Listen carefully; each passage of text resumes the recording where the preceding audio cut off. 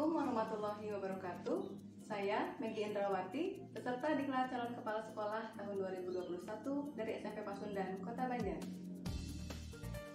Diklat Calon Kepala Sekolah dilaksanakan melalui 4 tahap, yaitu On the Job Training 1, Insentif Training 1, On the Job Training 2, dan Insentif Training 2. Dan pada kesempatan ini, saya akan memaparkan kegiatan rencana tindak lanjut yang sudah saya laksanakan sebagai bagian dari kegiatan OJT 2 Diklat Calon Kepala Sekolah tahun 2021. Kegiatan On the Job Training 2 merupakan kegiatan pembelajaran di lapangan dalam situasi pekerjaan nyata yang dilaksanakan di 2 sekolah, yaitu sekolah asal atau sekolah magang 1 dan sekolah lain atau sekolah magang 2. Mempersembahkan Paguyuban Pasundan.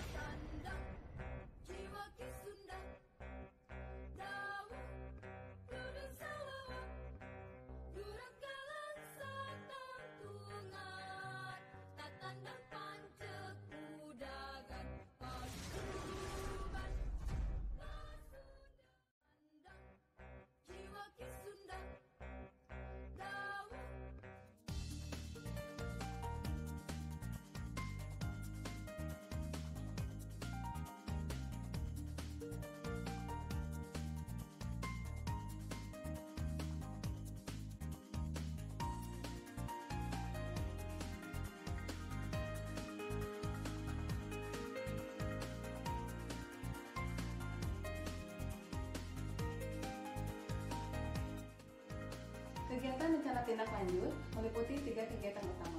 Yang pertama adalah rencana proyek kepemimpinan yang dilaksanakan di sekolah asal atau sekolah magang 1. Yang kedua adalah kajian manajerial yang dilaksanakan di sekolah magang 1 dan sekolah magang 2. Dan yang ketiga adalah peningkatan kompetensi yang dilaksanakan di sekolah magang 2.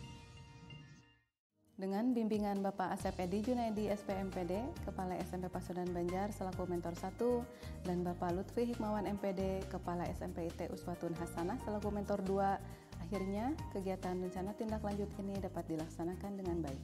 RPK merupakan kegiatan di mana calon kepala sekolah mengidentifikasi masalah-masalah terkait pembelajaran dan mengidentifikasi inovasi-inovasi sebagai bagian dari solusi mengatasi permasalahan tersebut. SMP Pasundan Banjar kembali melaksanakan pembelajaran tatap muka terbatas sejak tanggal 23 Agustus 2021.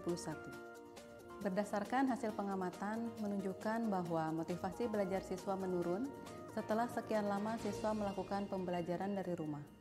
Salah satu penyebabnya adalah siswa sudah merasa jenuh belajar dari rumah, dan ketika siswa kembali ke sekolah, sebagian besar guru belum menggunakan media pembelajaran yang bervariasi.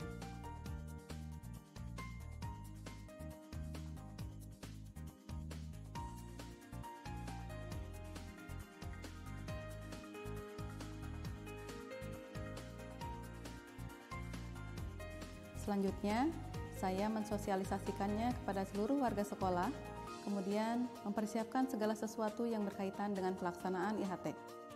Kegiatan in-house training sebagai RPK calon kepala sekolah dilaksanakan pada tanggal 13 November 2021.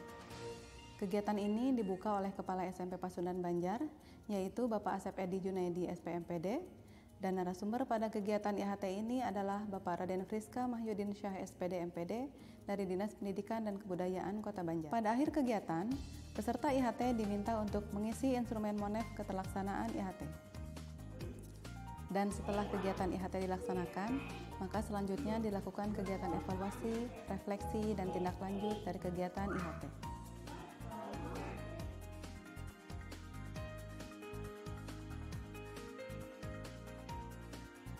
Kajian manajerial di Sekolah Magang 1, yaitu di SMP Pasundan Banjar, dilaksanakan pada tanggal 15 sampai 18 November 2021. Sedangkan kajian manajerial di Sekolah Magang 2, yaitu di SMP IT Uswatun Hasanah, dilaksanakan pada tanggal 22 sampai 27 November 2021. Kegiatan RTL yang ketiga adalah kegiatan peningkatan kompetensi calon kepala sekolah berdasarkan hasil AKPK calon kepala sekolah yang masih lemah, yaitu pada kompetensi kewirausahaan. Kegiatan PK dilaksanakan di Sekolah Magang 2, yaitu SMP IT Uswatun Hasanah.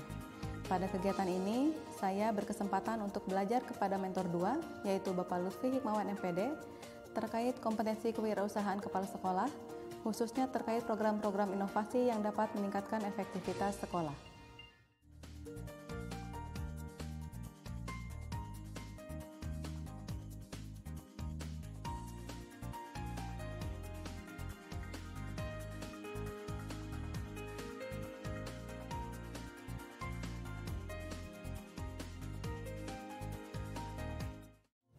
Berikut ini adalah testimoni kegiatan RPK, serta rekap hasil monitoring dan evaluasi seluruh kegiatan yang sudah dilaksanakan pada OJT 2.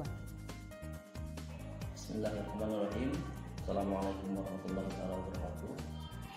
Saya Asep Edi Junaidi, Kepala Sekolah SMP Pasundan Banjar, sangat bergairah dan sangat menghargai dengan apa yang dilaksanakan di kampus SMP Pasundan Banjar, yaitu dengan produk pembelajaran menggunakan video. Hal ini bertujuan untuk meningkatkan gairah belajar pada siswa, yang dimana siswa akan lebih menyenangkan untuk belajar di sekolah.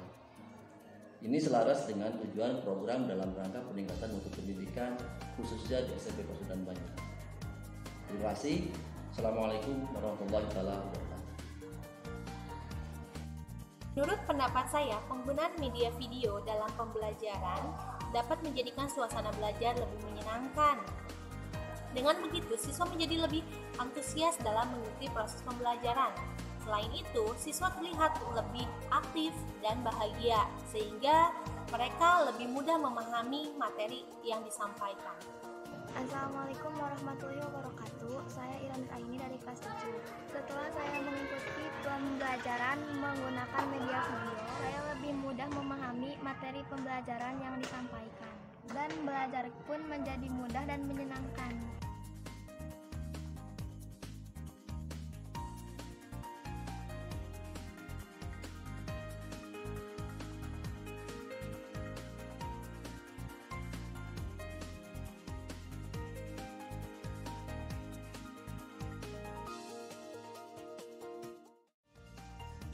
Demikian paparan mengenai rencana tindak lanjut yang sudah saya laksanakan. Semoga bermanfaat. Terima kasih. Wassalamualaikum warahmatullahi wabarakatuh.